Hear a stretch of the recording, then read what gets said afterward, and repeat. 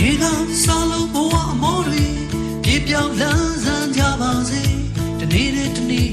သာယာချမ်းမြေ့တိုးတက်ရအောင်ဒီရှင်သန်ရာဘဝမှာပညာဉာဏ်မြင့်မှာရိုးသားဆုံးသာဖြတ်တန်းသွားတယောက်နဲ့တယောက်ကူပါအစိုးများတဲ့မှာအကုန်လုံးကြိုးစားဖွာ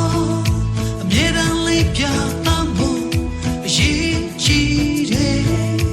အတော်ကြီးတဲ့လူကိုကြိုးပဲသိတဲ့လူတွေမဖြစ်အောင်တို့ကြိုးစားမယ်ဒီနေ့ကစား